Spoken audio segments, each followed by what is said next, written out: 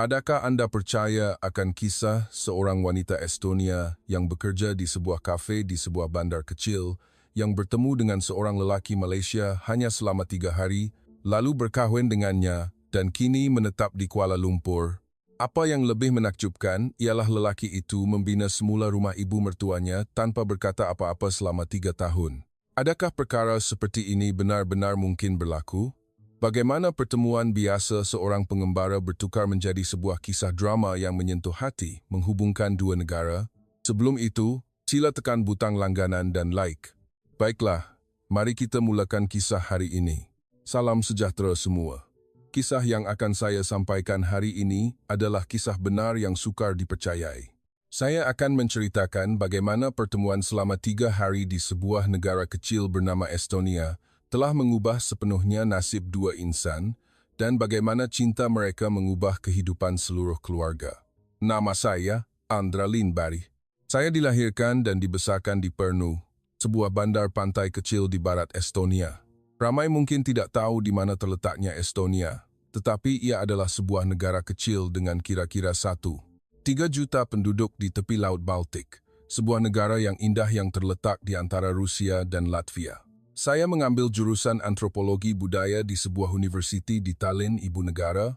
Sejak kecil, saya mempunyai minat yang mendalam terhadap budaya lain. Saya sangat ingin tahu tentang budaya Asia. Dan di antaranya, saya merasakan daya tarikan istimewa terhadap budaya Jepun.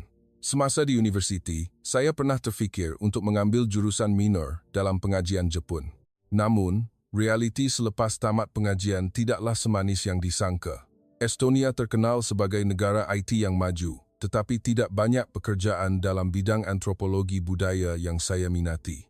Selepas beberapa bulan mencari pekerjaan tanpa hasil, saya terpaksa kembali ke kampung halaman saya, Pernu. Pernu adalah salah satu resort tepi pantai paling terkenal di Estonia. Ia adalah bandar yang indah, dipenuhi dengan pelancong dari seluruh Eropah pada musim panas. Saya akhirnya bekerja di sebuah kafe di sana. Ia adalah sebuah kafe kecil berhampiran kawasan pelancongan, tetapi popular di kalangan pelancong kerana mempunyai tempat duduk tepi tingkap yang menghadap laut. Kehidupan seharian saya bermula dengan membuat kopi 8 jam sehari di kafe dan melayan pelancong. Gaji bulanan, saya kira-kira 80,000 yen Jepun, sekitar 2,500. Yang cukup untuk saya hidup sendiri memandangkan kos sara hidup di Estonia. Namun, saya tidak mempunyai rancangan yang jelas untuk masa depan.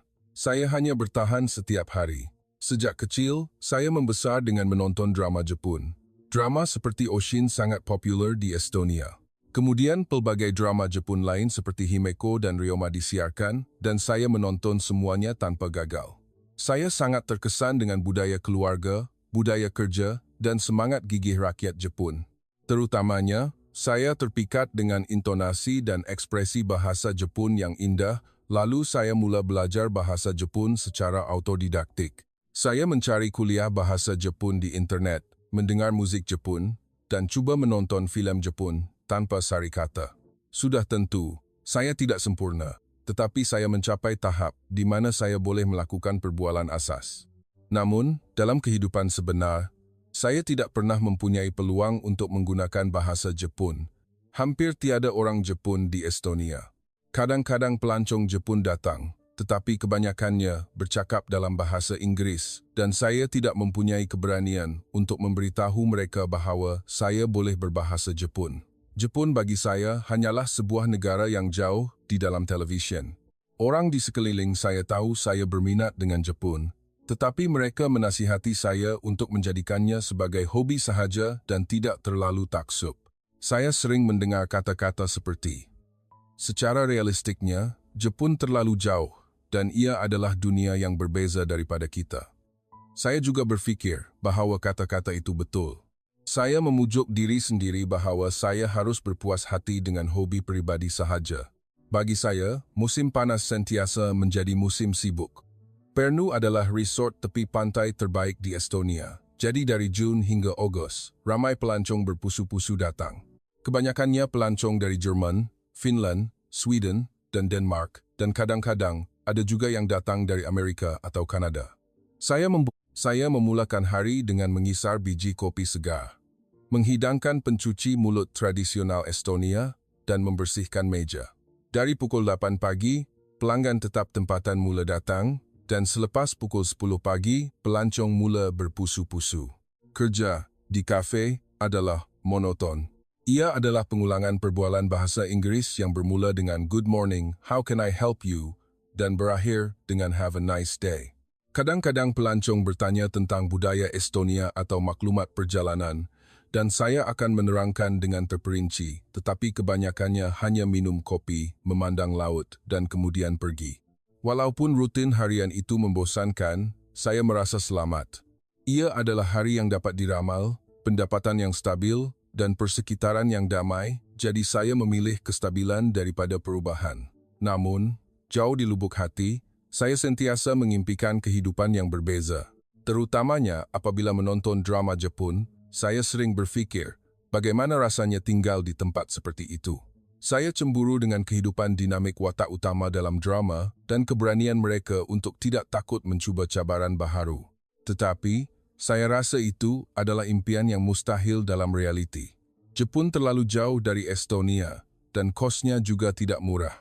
Rakan-rakan saya seorang demi seorang berkahwin atau berhijrah ke negara lain, tetapi saya masih berada di tempat yang sama. Antara rakan sekolej saya, ada yang belajar di Jerman, ada yang mendapat pekerjaan di Finland, dan ada yang pergi ke United Kingdom untuk program bekerja sambil bercuti. Setiap kali melihat kemaskini mereka di media sosial, saya terfikir, patutkah saya juga mencuba sesuatu yang baharu? Namun, saya kekurangan keberanian. Saya tidak sanggup meninggalkan pekerjaan yang stabil untuk masa depan yang tidak pasti. Bagaimana jika saya gagal? Adakah ada tempat untuk saya kembali? Kebimbangan seperti ini sentiasa menghalang saya. Sentiasa ada rasa tidak tenteram yang pelik di hati saya. Adakah saya perlu terus begini? Adakah tiada perubahan dalam hidup saya? Adakah ini sahaja pada usia 27 tahun? Fikiran seperti itu sentiasa mengganggu saya. Terutamanya sebelum tidur, fikiran-fikiran itu menjadi lebih teruk. Terbaring di atas katil, memandang siling, dan berfikir bahwa esok juga akan mengulangi hari yang sama membuat hati saya sakit. Bukan saya tidak mempunyai impian. Saya mempunyai impian untuk pergi ke Jepun, untuk mengalami budaya lain, dan untuk bertemu orang baharu.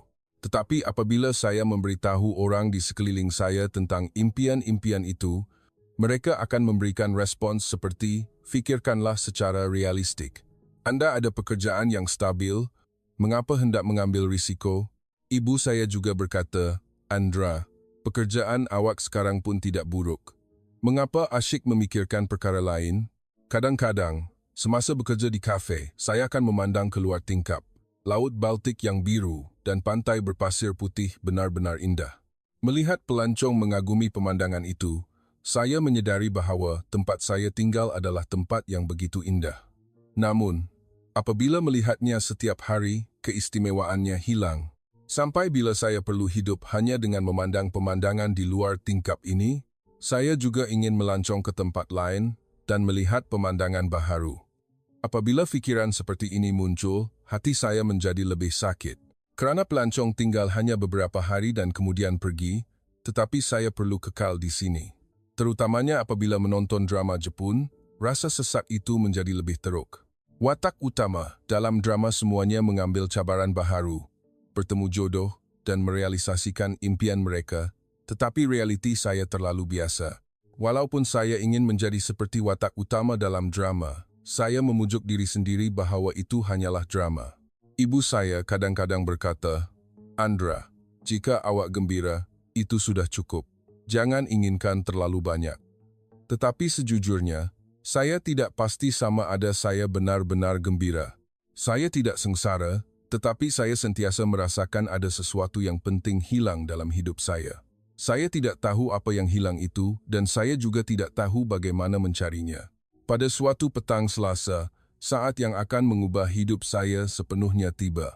Hari itu adalah pertengahan Julai yang hangat, hari biasa seperti hari-hari lain.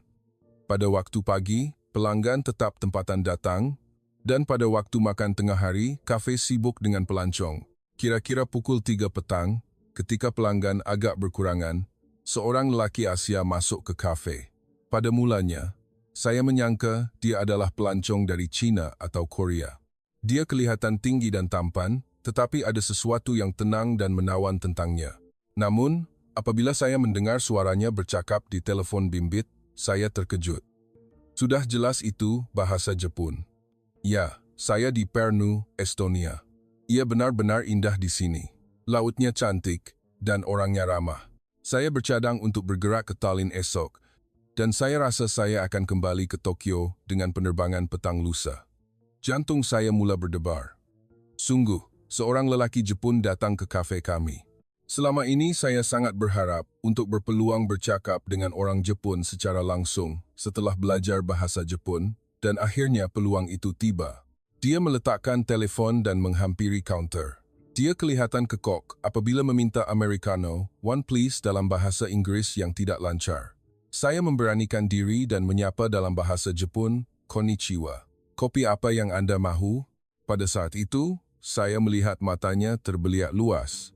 Dia mempunyai ekspresi seperti kanak-kanak yang menerima hadiah kejutan. Saya benar-benar terkejut awak boleh berbahasa Jepun di Estonia. Apabila dia menjawab dalam bahasa Jepun, saya begitu gembira sehingga saya hampir menangis. Ya, saya belajar sendiri dengan menonton drama Jepun. Apabila saya menjawab dengan malu-malu, dia semakin terkejut. Sebutan awak pun semula jadi, dan intonasi awak benar-benar seperti orang Jepun. Drama apa yang awak tonton? Dari Oshin pada mulanya, kemudian Himeko, dan baru-baru ini Hanzawa Naoki saya sudah menonton banyak sekali. Apabila saya menjawab, dia tersenyum cerah. Wah, awak memang hebat. Seperti mimpi dapat bertemu seseorang yang sangat fasih berbahasa Jepun di luar negara. Dia memperkenalkan dirinya sebagai Kenji Yamamoto. Dia seorang jurutera perisian yang bekerja di sebuah syarikat IT di Tokyo dan bercadang untuk tinggal di Estonia selama 3 hari semasa perjalanannya di Eropah. Dia berkata bahawa Estonia terkenal sebagai negara IT di Jepun. Anda tahu kan Skype dicipta di Estonia? Yang mengejutkan, dia tahu banyak tentang Estonia. Dia mempunyai pengetahuan yang cukup pakar tentang sistem kerajaan digital, sistem e-resident, dan ekosistem startup IT. Jepun juga adalah negara digital, tetapi kami banyak melakukan penandarasan terhadap sistem inovatif Estonia. Mendengar itu, saya mula berasa bangga dengan negara saya semula. Walaupun pada mulanya agak kekok, perbualan kami menjadi semakin selesa. Kenji-san adalah seorang yang sangat rendah diri. Dia bercakap tentang budaya IT Jepun dan kehidupan di tempat kerja yang sangat berbeza daripada apa yang saya lihat dalam drama. Saya dapat mengetahui gambaran Jepun yang lebih realistik dan konkret. Jepun sangat pantas. Semuanya berubah dengan cepat, orang berjalan cepat dan bekerja cepat. Tetapi kadang-kadang saya terfikir saya ingin hidup lebih santai seperti di Estonia, katanya. Saya menjawab, Estonia kadang-kadang terlalu lambat dan membosankan. Saya juga cemburu dengan tenaga dinamik Jepun. Semasa perbualan seperti itu, saya merasakan daya tarikan yang pelik daripada Kenji-san. Dia tidak pernah memandang rendah atau menganggap saya lebih rendah daripada dirinya sebagai orang asing. Malah, saya terkesan dengan caranya yang benar-benar ingin tahu dan menghormati pengalaman hidup saya di Estonia. Terutamanya apabila saya berkata saya mengambil jurusan antropologi budaya, dia menunjukkan minat yang tinggi. Antropologi budaya adalah bidang yang sangat menarik. Boleh tak awak ceritakan tentang budaya tradisional Estonia? Jadi, saya menerangkan secara terperinci tentang sejarah, tradisi, perayaan lagu, dan budaya etnik Estonia. Kenji-san mendengar cerita saya dengan penuh perhatian. Wah, perayaan lagu diadakan setiap 5 tahun. Pasti sangat mengagumkan apabila 30.000 orang menyanyi bersama. Saya pasti ingin melihatnya suatu hari nanti. Ketulusan hatinya dapat dirasakan dari kata-katanya. Waktu berlalu dan sudah pukul 4 petang, tetapi Kenji-san masih duduk. Saya meneruskan perbualan di antara melayan pelanggan lain. Pada saat itu, saya membuat keputusan besar.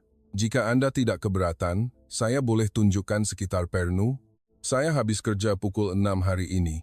Kenji-san sangat gembira. Betul ke? Kalau begitu, saya sangat berterima kasih.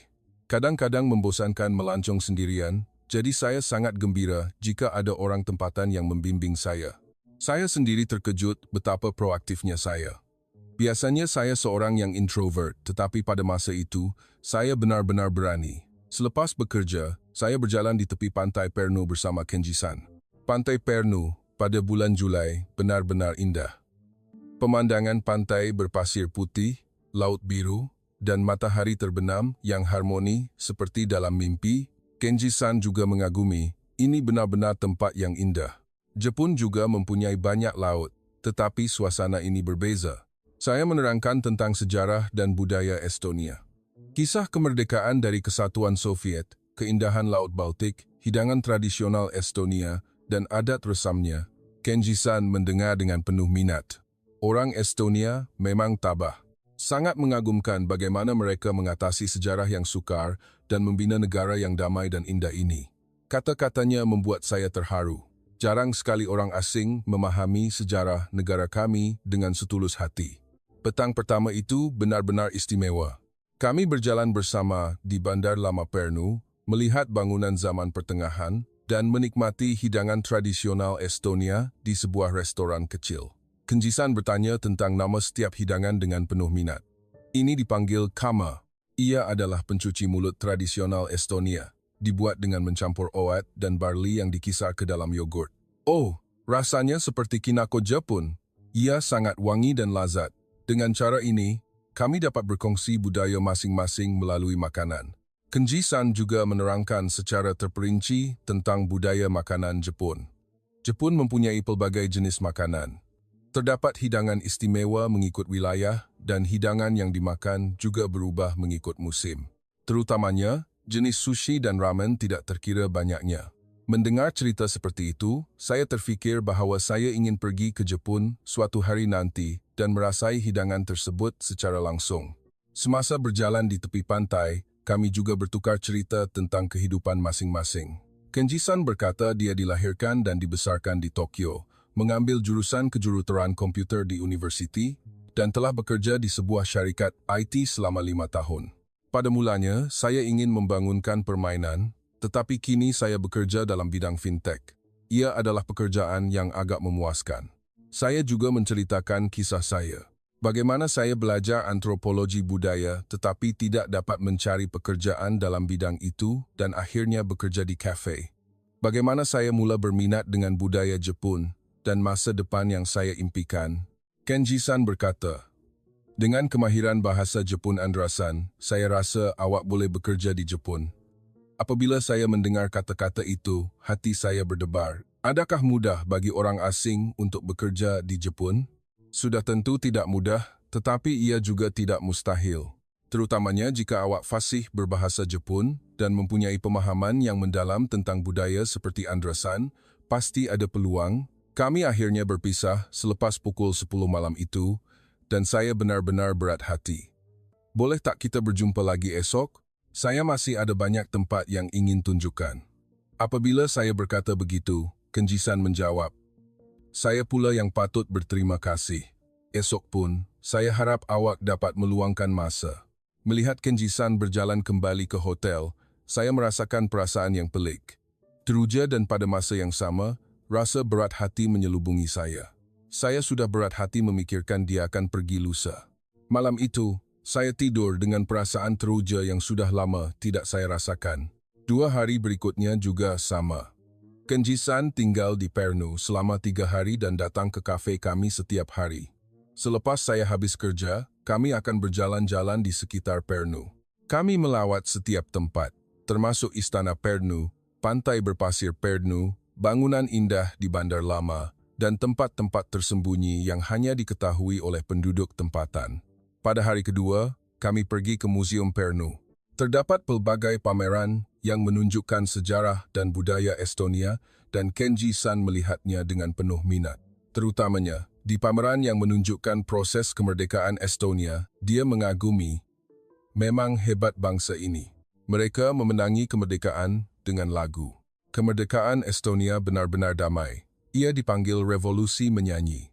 beratus ribu orang berkumpul dan menyanyikan lagu untuk menentang Soviet Union.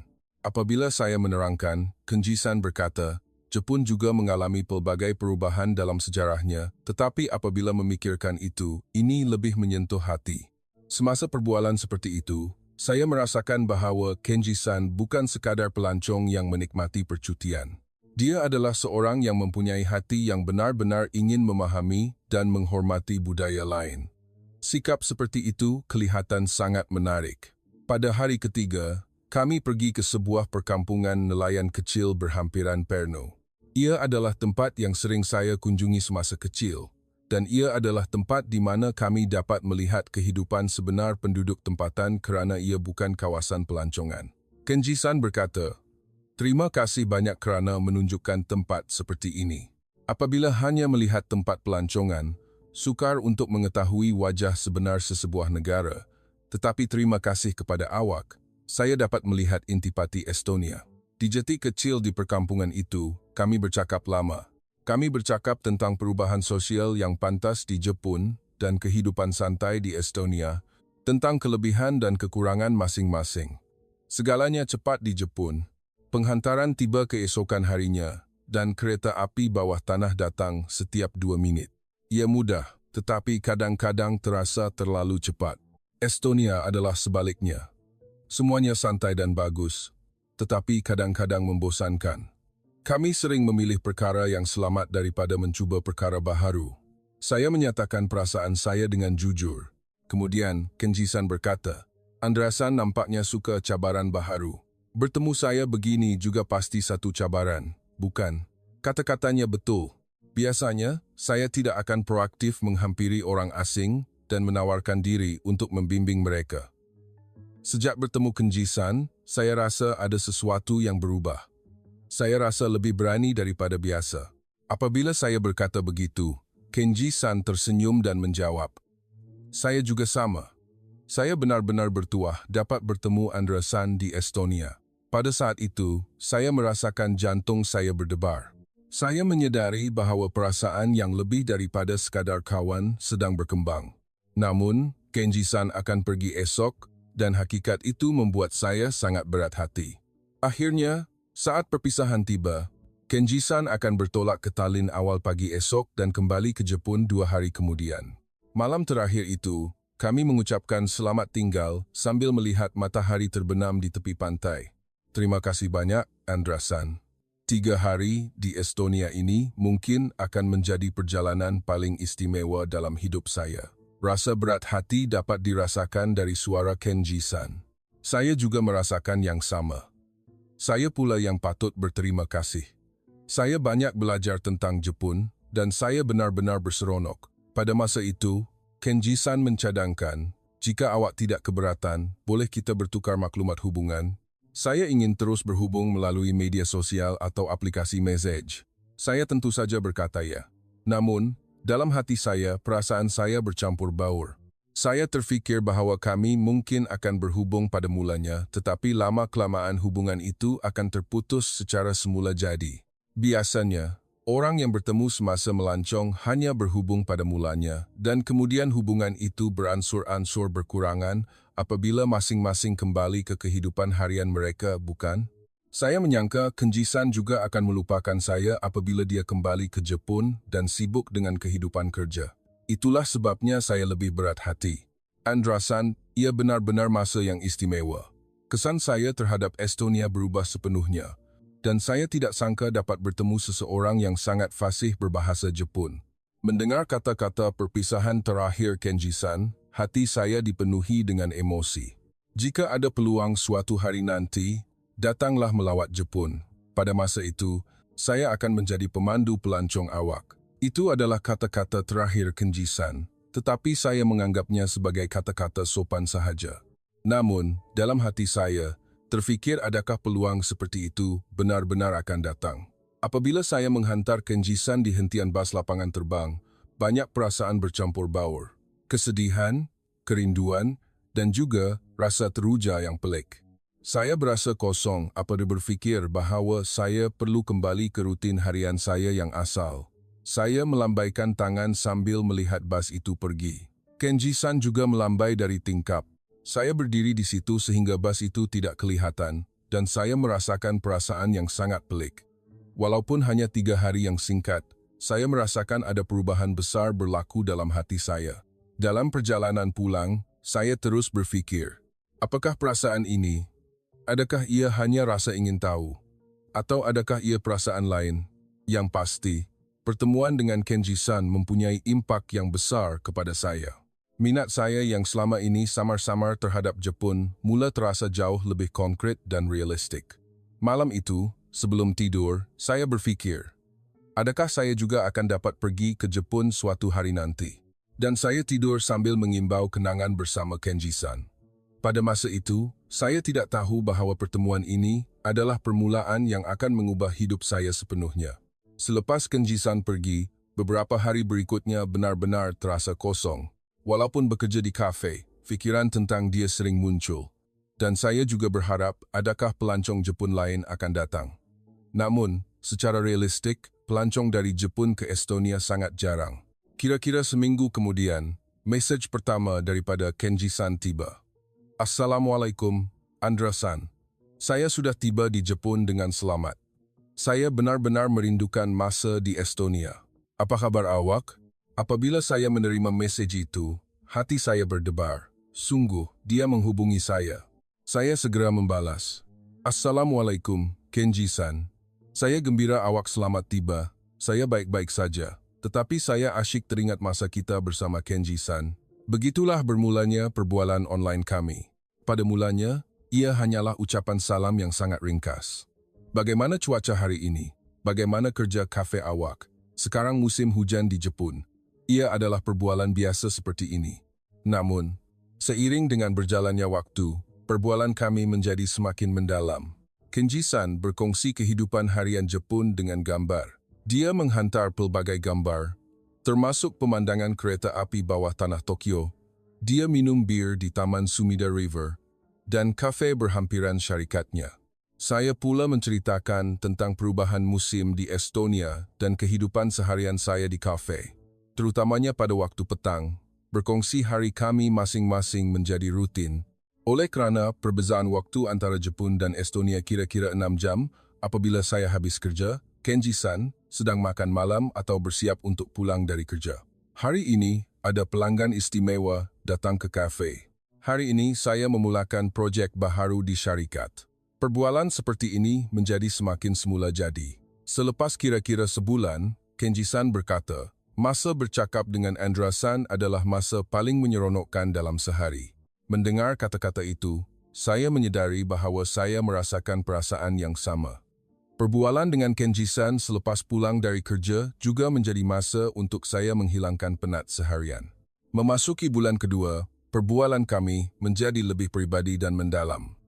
Kami mula bercakap tentang impian, kebimbangan, dan falsafah hidup masing-masing. Kenji-san mengakui, sebenarnya, kehidupan di Jepun kadang-kadang terasa sesak. Semuanya terlalu cepat dan tidak ada ruang untuk berehat. Saya menjawab, Estonia memang santai, tetapi kadang-kadang membosankan kerana tiada perubahan. Semasa perbualan seperti itu, saya merasakan saya semakin tertarik kepada Kenji-san. Ia adalah perasaan yang lebih daripada sekadar kawan. Saya mula menunggu mesej daripadanya setiap hari, dan jika balasannya lambat, saya akan bimbang adakah sesuatu berlaku. Pada suatu hari di bulan ketiga, Kenji-san membuat cadangan yang sangat mengejutkan. Andra-san, adakah awak ingin datang dan tinggal di Jepun? Apabila saya melihat mesej itu, saya terdiam seketika memandang skrin. Betul ke saya boleh pergi dan tinggal di Jepun? Ada visa bekerja sambil bercuti. Ia adalah visa yang membolehkan awak bekerja dan tinggal di Jepun selama setahun. Estonia juga termasuk dalam negara yang layak dan saya boleh membantu awak. Jantung saya mula berdebar apabila melihat mesej Kenji-san yang seterusnya. Ia seperti mimpi. Kehidupan di Jepun, yang selama ini hanya impian samar-samar, kini boleh menjadi kenyataan. Namun, pada masa yang sama, rasa takut juga datang. Adakah saya mampu? Bagaimana dengan bahasa? Bagaimana saya akan menyediakan kos sara hidup? Bagaimana jika saya gagal? Pelbagai kebimbangan memenuhi fikiran saya. Apabila saya berbincang dengan keluarga saya, responsnya seperti yang saya jangkakan, terlalu berbahaya. Boleh percaya ke orang yang tak kenal sangat. Mengapa hendak mengambil risiko dengan meninggalkan pekerjaan yang stabil? Semua orang menentang. Terutamanya ibu saya sangat bimbang. Andra, Jepun terlalu jauh. Bagaimana jika sesuatu berlaku?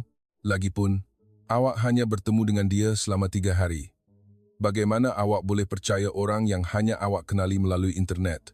Saya faham kebimbangan ibu saya. Jika saya berada di tempat ibu saya juga akan menentang. Ayah saya juga sama. Ada pekerjaan yang stabil. Mengapa hendak mengambil risiko? Tiada jaminan awak akan mendapat pekerjaan di Jepun. Ada juga masalah bahasa. Nasihat-nasihat realistik itu membuat hati saya semakin bercelaru. Respons rakan-rakan saya juga serupa. Andra, awak gila ke? Hubungan internet berbahaya. Dia mungkin orang yang berbeza dalam dunia sebenar. Awak terlalu hanyut dalam fantasi kerana terlalu banyak menonton drama, bukan? Setiap kali mendengar kata-kata seperti itu, saya sendiri tidak yakin. Namun, Kenji-san terus menawarkan bantuan konkret. Saya akan membantu awak dengan segala-galanya. Dari mencari tempat tinggal hingga mencari pekerjaan, awak tidak akan melakukannya sendirian, kita akan melakukannya bersama-sama. Jangan terburu-buru, fikirkanlah perlahan-lahan. Melihat sikapnya yang tulus dan rancangan konkretnya, hati saya semakin condong. Kenji-san bukan sekadar berkata sila datang, tetapi dia benar-benar berkata dia akan menyediakan segala-galanya supaya saya boleh hidup di Jepun. Saya akan menterjemahkan dokumen permohonan visa.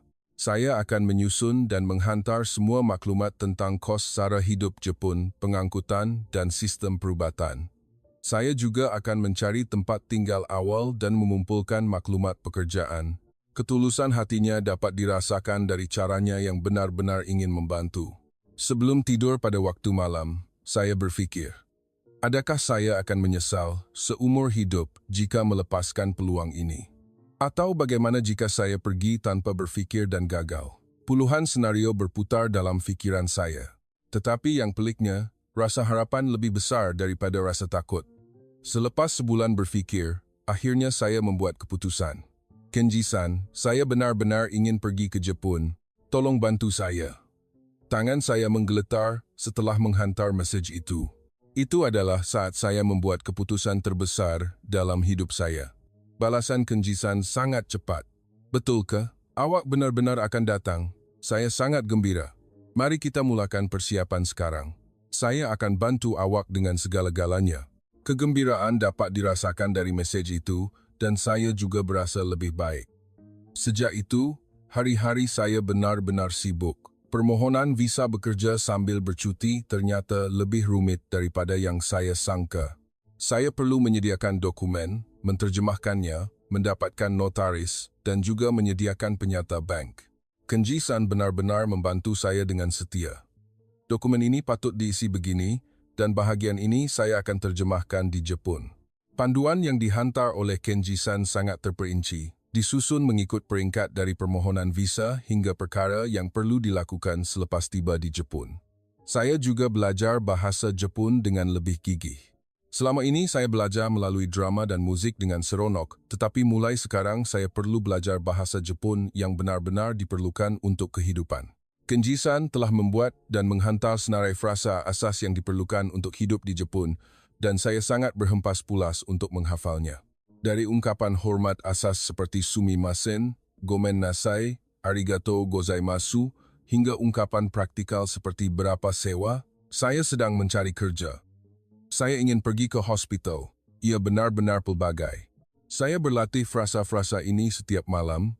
Berhenti kerja di kafe juga tidak mudah. Apabila saya memberitahu pengurus, dia benar-benar terkejut. Andra, awak gila ke? Kenapa awak nak ambil risiko macam tu dengan tinggalkan kerja yang stabil? Kalau awak gagal di Jepun, awak nak buat apa? Saya faham kata-kata pengurus. Saya sudah bekerja di kafe selama 2 tahun, dan saya mempunyai ramai pelanggan tetap. Terutamanya, dia berkata tiada pekerja yang lebih baik daripada saya dalam berkomunikasi dengan pelancong asing. Kalau tak ada awak, apa akan jadi dengan kafe ini? Namun, saya sudah nekat. Maaf, pengurus. Saya rasa peluang seperti ini tidak akan datang lagi kepada saya. Saya ingin mencuba sekali. Jika saya gagal, saya ingin kembali dan bekerja lagi. Pengurus mengeluh dan berkata, "Kalau begitu, tak apalah. Tapi jika awak bergurau, datanglah balik bila-bila masa." Mengumpul wang untuk perjalanan juga merupakan cabaran besar.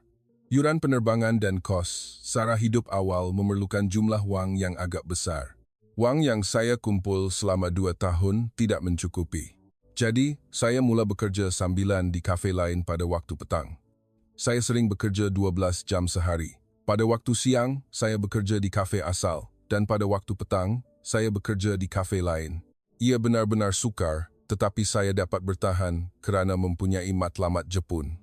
Saya berjimat cermat semampu mungkin dan hampir tidak pernah makan di luar. Kenjisan berkata, "Jangan terlalu paksa diri. Saya akan bantu awak semampu saya. Tetapi saya ingin menyediakannya sendiri. Saya tidak mahu kehidupan baharu saya bermula dengan bergantung kepada orang lain." Sudah tentu, saya sangat menghargai bantuan Kenjisan, tetapi saya ingin menyelesaikan bahagian kewangan dengan usaha saya sendiri. Setelah 6 bulan persiapan yang giat, akhirnya hari keberangkatan tiba. Pada suatu pagi yang sejuk di bulan Mac, saya menaiki pesawat ke Jepun. Ia adalah penerbangan yang panjang dari Tallinn ke lapangan terbang Jepun, tetapi saya terlalu berdebar sehingga tidak dapat tidur. Saya terus berfikir, adakah ini pilihan yang betul? Adakah Kenjisan benar-benar akan datang ke lapangan terbang? Adakah saya akan berjaya hidup di Jepun? Bagaimana jika saya tidak dapat menyesuaikan diri? Pelbagai kebimbangan berputar dalam fikiran saya. Di dalam pesawat, saya melihat dan berlatih frasa bahasa Jepun sekali lagi. Konnichiwa. Saya datang dengan working holiday visa. Saya bercadang untuk tinggal selama seminggu. Tujuan saya adalah untuk melancong. Saya terus mengucapkan frasa-frasa yang akan saya gunakan di immigration. Perasaan apabila tiba di lapangan terbang Jepun benar-benar tidak dapat digambarkan. Lapangan terbang itu sangat besar dan moden. Ia adalah skala yang tidak pernah saya lihat di Estonia. Wah, ini Jepun, fikir saya, dan hati saya berdebar. Saya benar-benar menggeletar semasa pemeriksaan immigration. Apabila saya berkata dalam bahasa Jepun, working holiday de Kimashita, saya datang dengan working holiday visa, pegawai immigration menunjukkan ekspresi terkejut. Bahasa Jepun awak fasih. Awak belajar di mana? Saya belajar sendiri dengan menonton drama Jepun. Wah, awak memang hebat. Sebutan awak semula jadi. Semoga awak berseronok di Jepun. Mendengar kata-kata baik pegawai immigration, kesan pertama saya terhadap Jepun sangat baik. Saya terfikir bahawa orang Jepun benar-benar ramah. Dan apabila saya keluar dari pintu keluar, saya benar-benar melihat Kenjisan berdiri di sana. Di tangannya, dia memegang papan tanda bertulis, "Selamat datang, Andra." Pada saat itu, saya hampir menangis. Saya benar-benar sudah sampai sini. Kehidupan baharu akan bermula sekarang. Kenjisan juga kelihatan sangat gembira. Ia adalah perasaan yang berbeza daripada kali pertama kami bertemu di Estonia. Kini, dia bukan lagi sekadar pelancong dan pemandu, tetapi seperti seorang teman yang akan menemani kehidupan saya di Jepun. Dalam perjalanan dari lapangan terbang ke Kuala Lumpur, Khairul menerangkan tentang Malaysia. Yang nampak di sana ialah Sungai Klang. Ia adalah sungai yang mengalir melalui Kuala Lumpur. Dan yang nampak di sana ialah menara berkembar Petronas. Pemandangan Kuala Lumpur dari tingkap kereta benar-benar mengagumkan. Ia adalah pemandangan yang sama sekali berbeza daripada Estonia. Bangunan-bangunan tinggi, lebuh raya yang luas, banyak kereta dan begitu ramai orang. Wah, ini Kuala Lumpur, fikir saya, dan saya benar-benar berasa pelik. Saya melihat Kuala Lumpur yang selama ini hanya saya lihat dalam drama secara langsung. Khairul telah menyediakan banyak perkara. Dia telah menyewa sebuah bilik sewa kecil di sekitar Damansara Utama lebih awal dan juga menyediakan barang keperluan asas. Beberapa hari pertama, ambil masa untuk menyesuaikan diri. Jangan terburu-buru mencari kerja, biasakan diri dengan Malaysia dulu. Apabila saya tiba di bilik sewa, saya benar-benar terharu.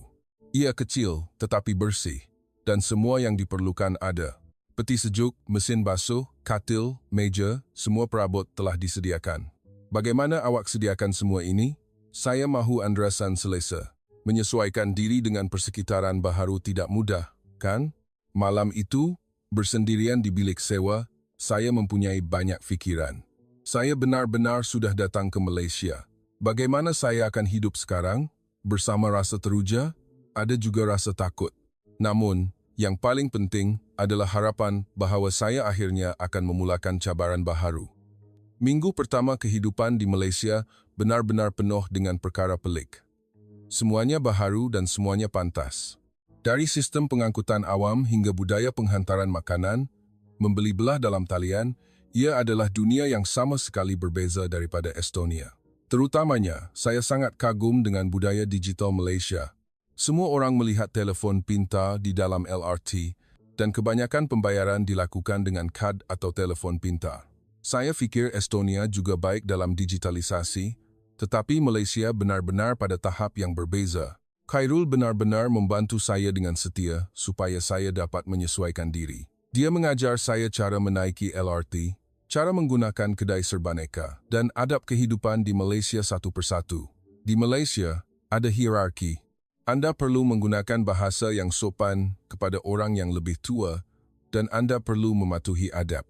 Cabaran pertama adalah membuat kad touch and go. Saya pergi ke stesen LRT dan berkata, saya ingin membuat kad touch and go dan kaki tangan stesen membantu saya dengan sangat baik. Adakah awak datang dari luar negara? Bahasa Melayu awak fasih. Setiap kali mendengar kata-kata seperti itu, hati saya dipenuhi dengan emosi. Cabaran kedua adalah mengaktifkan telefon bimbit. Ini benar-benar rumit. Apabila cuba mengaktifkan telefon bimbit tanpa kad pengenalan atau dokumen penting, banyak dokumen diperlukan. Jika Khairul tidak pergi bersama dan membantu saya, ia pasti sangat sukar. Cabaran ketiga adalah membuka akaun bank. Saya memerlukan akaun bank Malaysia untuk membayar sewa dan menguruskan kos sara hidup. Ini juga bukan perkara mudah bagi orang asing. Proses menyediakan dokumen, mendengar penjelasan, dan menjalani pengesahan identiti adalah rumit. Namun, dalam setiap proses, saya merasakan keramahan rakyat Malaysia. Apabila saya bercakap dalam bahasa Melayu yang tidak lancar, ramai yang sanggup mendengar hingga akhir dan menerangkan perlahan-lahan sehingga saya faham, rakyat Malaysia sungguh ramah, fikir saya. Selepas kira-kira seminggu tempoh penyesuaian, saya mula mencari pekerjaan secara serius. Khairul telah mencari beberapa tempat lebih awal. Ia adalah kafe-kafe berhampiran Damansara Utama yang melayan pelancong asing. Kelebihan saya ialah saya mempunyai pengalaman bekerja di kafe di Estonia dan saya boleh berbahasa Inggeris dan Estonia. Apabila saya pergi untuk temu duga pertama, saya benar-benar menggeletar. Assalamualaikum, saya Andra yang sedang mencari kerja. Pemiliknya seorang wanita muda, tetapi dia sangat ceria dan ramah. Wah, bahasa Melayu awak fasih. Awak datang dari mana? Saya datang dari Estonia. Saya ingin bekerja di Malaysia dengan visa bekerja sambil bercuti. Estonia? Awak datang dari jauh. Pengalaman kerja apa yang awak ada? Apabila saya memberitahu pengalaman saya bekerja di kafe selama 2 tahun di Estonia, dia menunjukkan minat yang tinggi. Kafe kami menerima ramai pelancong asing. Damansara Utama adalah tempat yang populer di kalangan orang asing. Tahu, awak boleh berbahasa Inggris? Ya, saya boleh berbahasa Estonia, Inggris, dan sedikit bahasa Melayu. Sempurna. Bila awak boleh mula, mendapatkan pekerjaan adalah lebih mudah daripada yang saya sangka. Saya mendapat pekerjaan dalam masa 3 minggu. Gaji bulanan saya adalah RM2,500, yang hampir 3 kali ganda daripada gaji yang saya terima di Estonia. Betul ke awak akan beri gaji sebanyak ini? Ya. Oleh kerana awak boleh berbahasa asing, kami berikan sedikit lebih daripada gaji asas. Dan Kuala Lumpur mempunyai gaji yang lebih tinggi daripada kawasan lain. Mendengar penjelasan pemilik, saya benar-benar terkejut. Saya boleh menerima gaji seperti ini di Malaysia. Namun, kehidupan di Malaysia tidak semudah itu. Banyak perkara yang perlu saya sesuaikan. Cabaran terbesar sudah tentu adalah masalah bahasa. Bahasa Melayu yang saya pelajari dari drama dan bahasa Melayu yang digunakan dalam kehidupan sebenar sangat berbeza. Terutamanya, sukar untuk membezakan antara bahasa formal dan bahasa tidak formal. Tidak mudah untuk memutuskan bila hendak menggunakan bahasa formal dan bila boleh menggunakan bahasa tidak formal. Kadang-kadang, apabila saya menggunakan bahasa formal kepada orang yang kelihatan sebaya, mereka akan berkata, "Boleh cakap biasa saja." Dan sebaliknya, kadang-kadang saya menggunakan bahasa tidak formal dan dipandang serong. Di tempat kerja juga, saya menghadapi banyak kesukaran. Sukar untuk menyesuaikan diri dengan budaya kecekapan dan kepantasan rakyat Malaysia. Di Estonia, saya melakukan segala-galanya perlahan-lahan dan berhati-hati, tetapi di Malaysia, saya perlu melakukannya dengan cepat dan tepat. Pada mulanya, saya sering membuat kesilapan, terutamanya apabila pesanan banyak, ia sangat sukar. Rakyat Malaysia benar-benar ingin memesan dengan cepat dan menerima pesanan mereka dengan cepat. 2 ais kopi, 1 latte, dan 1 kek keju. Sukar untuk mengikut apabila mereka bercakap begitu cepat. Hubungan dengan rakan sekerja juga perlu berhati-hati. Budaya senior-junior Malaysia yang unik dan budaya makan-makan selepas kerja sama sekali berbeza daripada Estonia. Ada peraturan tidak rasmi bahawa saya perlu memanggil orang yang bekerja lebih awal daripada saya sebagai abang atau kakak dan saya perlu menyertai majlis makan-makan. Rasa kesepian juga besar. Saya benar-benar merindui keluarga dan rakan-rakan saya di Estonia dan di Malaysia. Saya tidak mempunyai sesiapa yang rapat selain Khairul. Terutamanya pada waktu petang, bersendirian di bilik sewa, kadang-kadang terfikir, apa yang saya buat di sini? Adakah ini pilihan yang betul? Perbezaan budaya juga sukar untuk disesuaikan. Budaya kolektivisme Malaysia dan budaya yang mementingkan usia dan status sangat berbeza daripada budaya individualistik Estonia. Kadang-kadang, ia terasa sesak, terutamanya hubungan antara majikan dan pekerja di tempat kerja jauh lebih hierarki berbanding Estonia. Di Estonia, saya boleh bercakap dengan pengurus dengan selesa, tetapi di Malaysia, bukan budaya seperti itu. Saya perlu bertindak dengan berhati-hati. Masalah lanjutan visa juga menjadi kebimbangan. Visa bekerja sambil bercuti adalah untuk 1 tahun, tetapi seiring dengan berjalannya waktu, kebimbangan tentang apa yang akan berlaku selepas itu semakin besar. Adakah saya perlu kembali ke Estonia selepas setahun? Atau adakah ada cara lain? Keluarga saya juga terus menghubungi dan bertanya, "Bila awak akan balik? Awak dah terlalu lama di sana kan? Kesihatan awak okey?" Setiap kali menerima soalan-soalan itu, hati saya juga bercelaru. Saya tidak yakin sama ada saya benar-benar melakukan yang terbaik. Musim sejuk pertama di Malaysia sangat sukar. Walaupun dikatakan lebih panas daripada Estonia, kesejukan dan kekeringan Kuala Lumpur adalah jenis kesukaran yang berbeza dan berasa kesepian bersendirian semasa musim cuti akhir tahun juga menyedihkan. Khairul perlu meluangkan masa bersama keluarganya, jadi kami tidak dapat kerap berjumpa. Pada masa-masa sukar seperti itu, saya benar-benar goyah. Ia berlaku kira-kira 8 bulan selepas saya datang ke Malaysia. Saya sudah biasa dengan kerja, tetapi rasa kesepian yang mendalam dan tekanan penyesuaian budaya telah terkumpul. Adakah ini pilihan yang benar-benar baik? Adakah lebih baik kembali ke Estonia? Pikiran-pikiran itu berputar dalam kepala saya. Terutamanya pada suatu petang musim sejuk, ia adalah hari yang sangat sukar. Ada salah faham kecil dengan seorang pelanggan Malaysia di kafe. Saya membuat kesilapan dalam bahasa formal dan dia tersinggung lalu berkata, "Orang asing tak tahu adab ke?" Mendengar kata-kata itu, hati saya benar-benar sakit. Saya berusaha sebaik mungkin untuk menyesuaikan diri dengan budaya Malaysia, tetapi apabila dia berkata begitu, saya sangat sedih. Hari itu, saya pulang kerja dan menangis sendirian di rumah. Namun, pada petang itu juga, Khairul tiba-tiba datang melawat saya. Dia datang kerana bimbang melihat saya memuat naik status sedih di media sosial. "Andra San, awak nampak sangat tertekan baru-baru ini. Awak okey ke?" Dari suara Khairul yang bertanya, saya merasakan kebimbangan yang tulus. Saya menceritakan semua kebimbangan yang saya pendam sendirian selama ini. Masalah bahasa, kesukaran penyesuaian budaya, kesepian, dan kebimbangan tentang masa depan, saya menceritakannya dengan jujur. Saya juga menangis banyak. Khairul mendengar hingga akhir, kemudian berkata, "Andra San, Saya juga merasakan hal yang sama ketika saya pertama kali pergi ke Estonia. Saya benar-benar faham betapa kesepiannya berada sendirian di tempat asing. Tetapi pada masa itu, Andresan yang membantu saya, bukan? Kali ini, giliran saya untuk membantu Andresan. Dan kata-kata seterusnya benar-benar menyentuh hati. Sebenarnya, ada sesuatu yang ingin saya katakan. Saya tidak menganggap Andresan sebagai kawan biasa. Awak adalah orang yang sangat berharga. Sejak pertama kali kita bertemu di Estonia, saya mempunyai perasaan istimewa. Jika Andresan juga mempunyai perasaan yang sama, mari kita mulakan hubungan rasmi. Pada saat itu, saya menyadari, sebab terbesar kesepian dan kebimbangan yang saya rasakan di Malaysia selama ini adalah ini. Saya keliru kerana tidak dapat menjelaskan perasaan saya terhadap Khairul.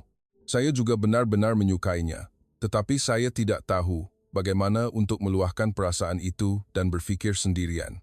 Ya, saya juga sangat menyukai Khairul San. Sejak pertama kali kita bertemu di Estonia, saya merasakan sesuatu yang istimewa. Saya ingin bersama awak. Apabila saya menjawab begitu, senyuman cerah terpancar di wajah Khairul San.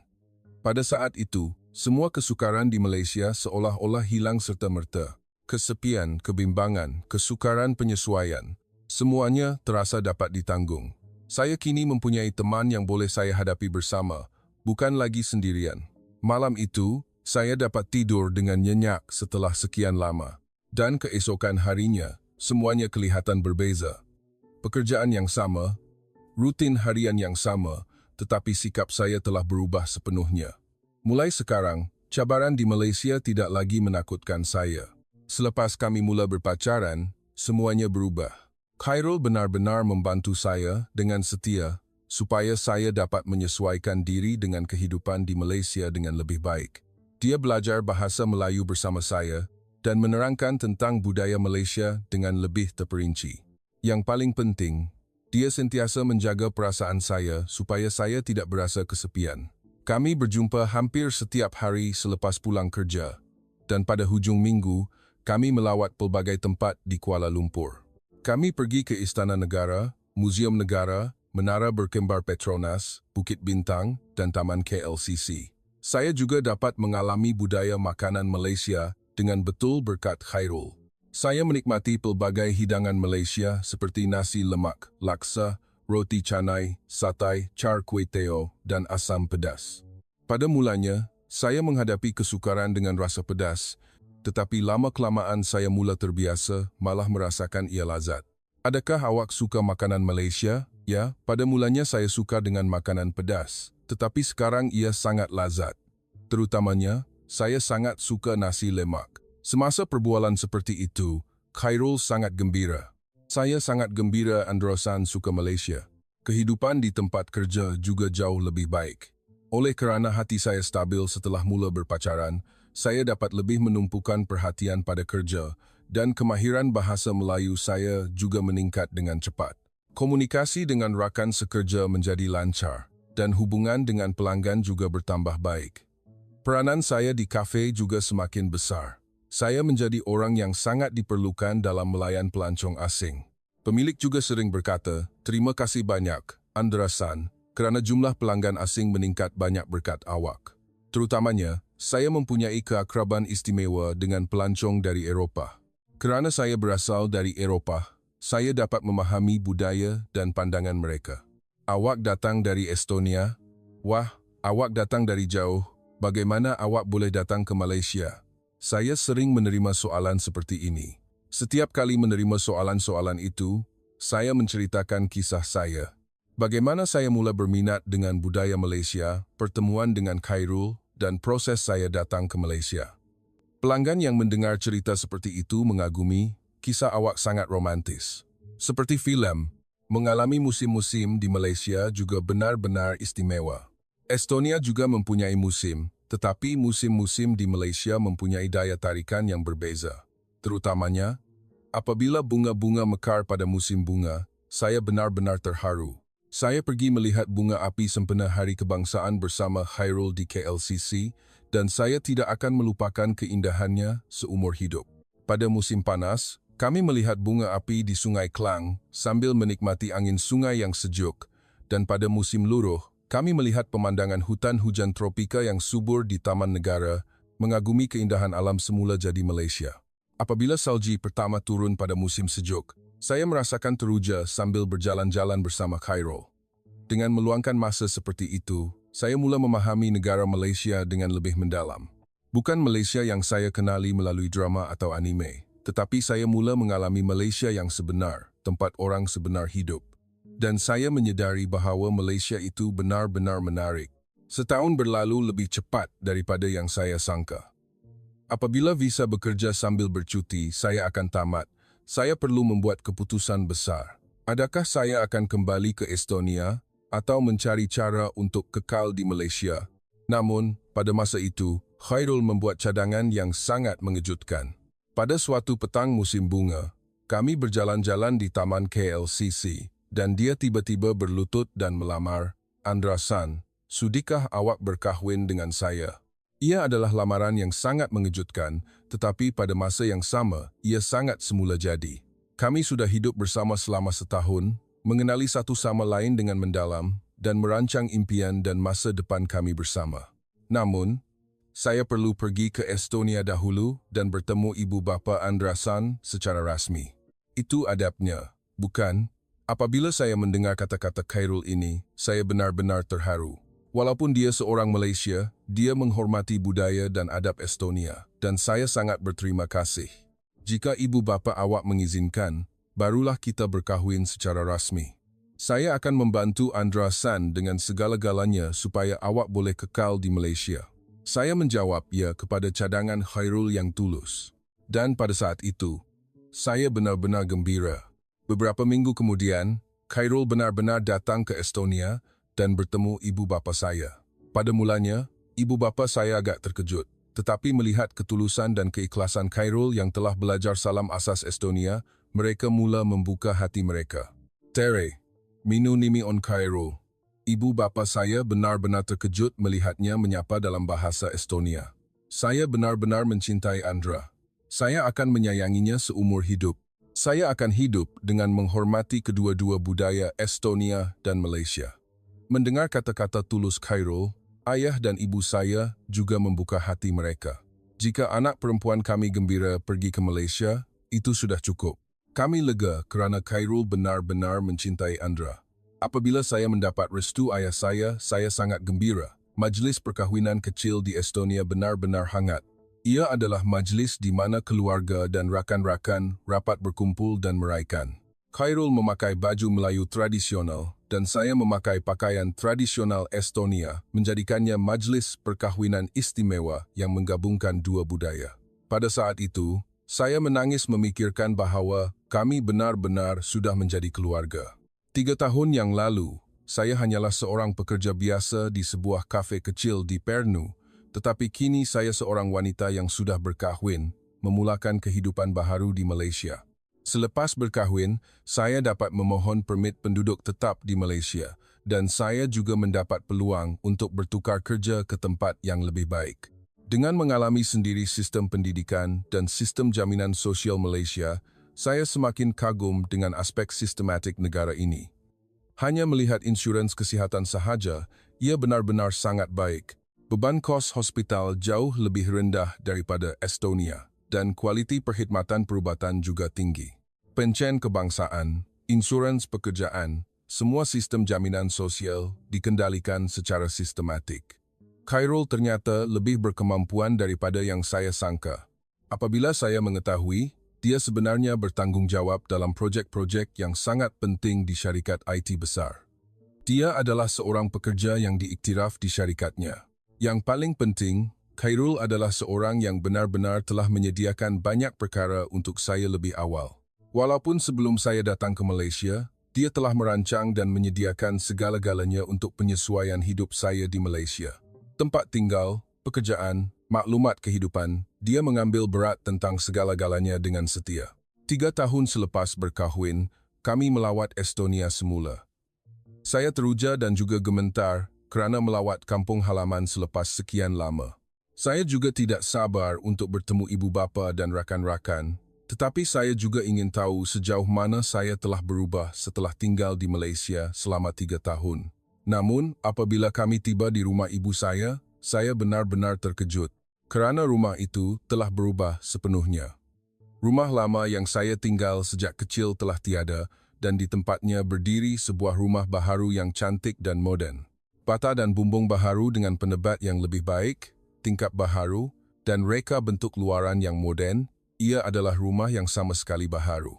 Taman juga telah dibina semula, dan seluruh rumah kelihatan seperti gaya Nordik moden yang saya lihat dalam majalah. Ibu, apa semua ini? Bila ibu membina semula rumah ini, saya bertanya dengan terkejut. Kemudian ibu saya tersenyum penuh makna sambil memandang Khairul. Suami kamu yang buat semua ni. Sejak kamu kahwin, dia senyap-senyap hantar duit dan bina semula rumah ni. Mendengar kata-kata ibu saya memandang Khairul. Khairul tersenyum malu dan menundukkan kepalanya. Saya dengar Makcik susah pada musim sejuk. Makcik kata rumah lama tu tak ada penebat, bil elektrik pun tinggi dan bumbung pun bocor. Anak perempuan jauh, tak dapat kerap jumpa. Jadi saya fikir ini salah satu cara untuk berbakti kepada orang tua. Mendengar penjelasan Khairul, saya benar-benar terharu. Dia melakukan semua ini tanpa saya tahu. Dan ibu saya menangis dan berkata, menantu dari Malaysia ni dah ubah rumah kami sepenuhnya. Petua sangat dapat jumpa orang yang baik hati macam ni. Andra pergi Malaysia memang pilihan yang sangat baik. Mendengar kata-kata ibu saya juga tidak dapat menahan tangisan. Saya banyak bimbang tentang ibu saya semasa saya pergi ke Malaysia. Sentiasa ada rasa bersalah kerana meninggalkan ibu saya sendirian di tempat yang jauh. Tetapi Khairul telah berbakti kepada ibu bapa saya bagi pihak saya yang tidak dapat melakukannya. Apabila saya masuk ke dalam rumah, saya lebih terkejut. Dapur serba moden, bilik tidur yang selesa dan hangat, semuanya sempurna. Pemanas lantai yang membolehkan kami selesa pada musim sejuk, peralatan rumah moden, dan reka bentuk dalaman yang ibu saya suka. Ia adalah rumah yang benar-benar dibuat dengan teliti. Khairul datang sendiri ke Estonia dan berbincang dengan kontraktor, malah memeriksa dengan teliti bahan apa yang hendak digunakan. Dia kata dia gunakan bahan penebat terbaik memandangkan cuaca musim sejuk Estonia. Mendengar penjelasan ibu saya menyedari sekali lagi betapa telitinya Khairul dan Khairul ada cakap sesuatu pada saya. Dia kata, kalau makcik selesa, Andra pun akan selesa di Malaysia. Di mana lagi nak cari menantu yang berfikir sampai macam ni? Ibu saya terus memuji Khairul di majlis keluarga malam itu. Sepanjang hidup saya tak sangka akan jumpa menantu macam ni. Saya tak tahu orang Malaysia hati mulia dan mementingkan keluarga macam ni. Saudara mara saya juga semua mengagumi. Pak Cik, awak memang dapat menantu yang hebat. Mana nak cari orang macam ni zaman sekarang? Mak Cik juga berkata, pergi Malaysia, dapat jumpa orang baik macam ni memang bertuah sangat. Penduduk kampung juga datang melawat. Ini rumah baharu Andra, cantik sungguh. Menantu dari Malaysia yang buat, katanya. Mereka mengagumi sambil berkata. Pada saat itu, saya menyedari, apa yang saya dapat apabila saya pergi ke Malaysia bukan sekadar pengalaman atau pekerjaan baharu. Saya bertemu dengan orang yang benar-benar baik dan menjadi sebahagian daripada keluarga sebenar. Dan skop keluarga itu bukan hanya saya, tetapi juga termasuk ibu bapa saya di Estonia. Khairul San, terima kasih banyak. Bagaimana awak terfikir sampai macam ni? Apabila saya berkata begitu, Khairul menjawab, kita keluarga kan, itu perkara biasa. Pada saat itu, saya menyedari bahawa saya telah bertemu dengan seseorang yang lebih berharga daripada harta benda. Sekarang, saya hidup dengan sangat gembira di Malaysia. Kehidupan seharian, saya bersama Khairul di sebuah kondominium kecil di Kuala Lumpur sangat berharga. Bahasa Melayu saya juga hampir sempurna sekarang dan saya telah menyesuaikan diri sepenuhnya dengan budaya Malaysia. Yang paling penting, kehidupan perkahwinan saya dengan Khairul benar-benar memuaskan. Pekerjaan yang saya lakukan sekarang juga sangat bermakna. Saya bekerja sebagai pensyarah yang mengajar budaya Estonia dan pengajian wilayah Baltik di sebuah universiti di Malaysia. Antropologi budaya yang saya pelajari di universiti akhirnya membuahkan hasil. Saya sangat gembira dengan tugas memperkenalkan sejarah, budaya, dan bahasa Estonia kepada pelajar Malaysia. Cik, Estonia ni negara macam mana sebenarnya? Betul ke IT dia sangat maju? Saya tak percaya mereka merdeka dengan lagu. Setiap kali menjawab soalan-soalan pelajar seperti ini, hati saya dipenuhi dengan emosi kerana saya merasakan saya bertindak sebagai jambatan yang menghubungkan budaya dua negara. Khairul juga dinaikkan pangkat di syarikat dan kini menjadi ketua pasukan. Dia adalah seorang pekerja yang benar-benar diiktiraf kemampuannya. Dan yang paling penting, dia adalah suami yang sangat baik kepada saya. Walaupun kami berdua membesar dalam budaya yang berbeza, perbezaan itu menjadi peluang untuk kami belajar dan berkembang. Saya mengajar Khairul tentang kehidupan santai Estonia, dan Khairul menunjukkan kepada saya tenaga dinamik dan progresif Malaysia. Di rumah kami, hidangan Malaysia dan Estonia dihidangkan bersama, dan bahasa Melayu dan Estonia didengari bersama. Terutamanya, apabila tiba musim perayaan, ia benar-benar istimewa. Semasa cuti Aidilfitri dan cuti umum Malaysia, kami meluangkan masa bersama keluarga Khairul dan pada hari perayaan tradisional Estonia, kami membuat dan makan hidangan tradisional Estonia sendiri. Pemandangan di mana budaya dua negara harmoni secara semula jadi benar-benar indah. Kini, saya mula mencintai kedua-dua negara Malaysia dan Estonia. Estonia adalah kampung halaman saya tempat saya dilahirkan dan dibesarkan, dan Malaysia adalah kampung halaman kedua yang telah memberikan saya kehidupan baharu. Kedua-dua negara adalah tempat penting yang tidak boleh tiada dalam hidup saya. Kadang-kadang, apabila rakan-rakan saya di Estonia bertanya, "Bila awak nak balik?" Saya akan menjawab, "Malaysia dah jadi rumah saya sekarang." Kerana kehidupan di Malaysia yang pada mulanya bermula dengan visa, bekerja sambil bercuti selama setahun, kini telah menjadi asas hidup saya yang saya ingin tinggali seumur hidup. Sudah tentu, kadang-kadang saya merindui Estonia. Laut biru Baltik, pantai berpasir putih Pernu, dan pemandangan kampung halaman yang penuh dengan kenangan zaman kanak-kanak kadang-kadang terlintas di fikiran. Tetapi sekarang, saya menghargai kenangan itu dengan rasa syukur, bukan dengan rasa rindu. Dan yang paling penting, berkat Khairul, ibu bapa saya di Estonia juga sangat gembira. Mereka sering berkata bahawa mereka menjalani kehidupan baharu berkat menantu dari Malaysia sambil menikmati keselesaan di rumah baharu mereka. Tahun lepas, kami juga menjemput ibu bapa saya ke Malaysia dan meluangkan masa bersama. Apabila ibu bapa saya datang ke Malaysia, mereka benar-benar terkejut. "Wah, Kuala Lumpur ni bandar besar sungguh. LRT ni memang mudah. Orang Malaysia ni memang ramah." Kata-kata seperti itu keluar dari mulut mereka dan tanggapan mereka terhadap Malaysia berubah sepenuhnya. Terutamanya, apabila bertemu ibu bapa Khairul, ia benar-benar menyentuh hati. Walaupun bahasa kami berbeza, melihat mereka berkomunikasi dengan hati membuat saya berfikir, ini baru keluarga sebenar. Sekarang, ibu bapa Khairul juga menyayangi saya seperti anak perempuan kandung mereka. Apabila difikirkan semula, ia adalah kehidupan yang benar-benar menakjubkan. 3 tahun yang lalu, saya hanyalah seorang yang menjalani kehidupan monoton di sebuah kafe kecil di Estonia. Tetapi sekarang saya bekerja sebagai pensyarah universiti di Kuala Lumpur dan menjalani kehidupan perkahwinan yang bahagia dengan suami Malaysia. Saya benar-benar tidak percaya bahawa permulaan semua itu hanyalah pertemuan selama 3 hari. Jika saya tidak memberanikan diri untuk bercakap dengan Khairul pada masa itu, kehidupan saya sekarang tidak akan wujud. Saya mengalami sendiri bagaimana keberanian kecil, pilihan kecil, boleh mengubah hidup sepenuhnya. Dan yang paling penting, saya menyedari bahawa ketulusan hati benar-benar boleh mengatasi segala-galanya. Dinding bahasa, perbezaan budaya, jarak yang jauh. Apa yang dapat mengatasi semua halangan ini adalah ketulusan hati. Ketulusan hati Khairul dan ketulusan hati saya bertemu dan menciptakan hasil yang indah ini. Jika anda juga sedang teragak-agak sekarang, sila beranikan diri. Satu pertemuan kecil, satu takdir kecil, boleh mengubah hidup anda sepenuhnya. Kerana saya adalah saksi hidupnya. Ketulusan hati mengatasi sempadan, mengatasi bahasa, dan mengatasi budaya. Harap anda juga akan menghargai takdir kecil itu. Ia mungkin menjadi permulaan baharu dalam hidup anda. Jika Anda menyukai kisah menyentuh hati ini, sila tekan butang like dan langgan. Dan jika Anda mempunyai kisah takdir istimewa Anda sendiri, sila kongsikan di komen. Kami juga sangat ingin tahu kisah Anda. Terima kasih banyak kerana mendengar kisah saya hingga akhir hari ini.